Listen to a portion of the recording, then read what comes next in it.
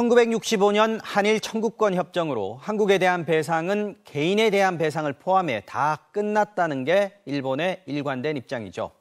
윤석열 대통령도 비슷한 취지의 발언을 해왔고 강제동원 배상 해법의 논리도 이런 거였습니다.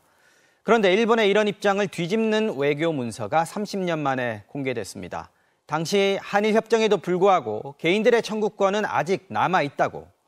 당시 협상에 참여한 청와대 고위 관계자는 물론 일본 측 협상 실무자도 생각했다는 겁니다.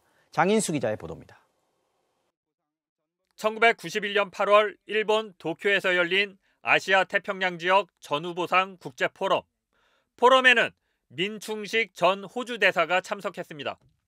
민 대사는 1965년 한일 청구권 협정 당시 대통령 정무수석 비서관을 지냈습니다.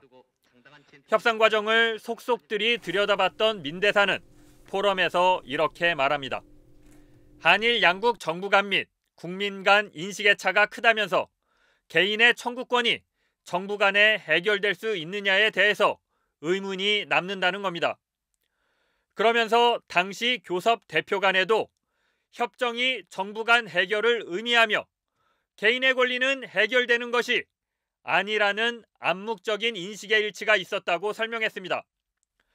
1965년 협정을 주도했던 일본의 시이나 S사부로 외무상도 동일한 견해였던 것으로 알고 있다고 강조했습니다. 국가 간 협정에도 개인의 청구권은 사라지지 않는다는 공통된 인식이 당시 한일 양국 간에 있었음을 명확히 한 겁니다. 주일 한국 대사관은 포럼의 내용을 대외비 문서로 만들어 본국에 보고했습니다. 그러면서 문서 말미에 정치적 해결이 아니라 명백한 법적 해결이 있어야 한다는 결론을 달았습니다.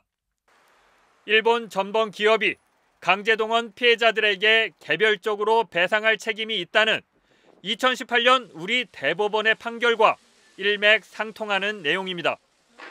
그런데도 윤석열 대통령은 개인 청구권 문제까지 해결됐다는 취지의 발언을 반복해 왔습니다.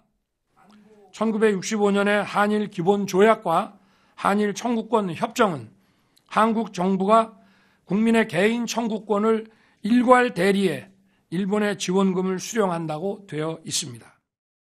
윤석열 대통령은 또 한일 정상회담에서 우리 대법원 판결이 그동안의 정부 입장과 다르다는 말도 했습니다. 대법원 판결을 뒷받침하는 외교 문서가 공개되면서 개인 청구권 문제를 둘러싼 논란은 더욱 커질 것으로 보입니다. MBC 뉴스 장희수입니다.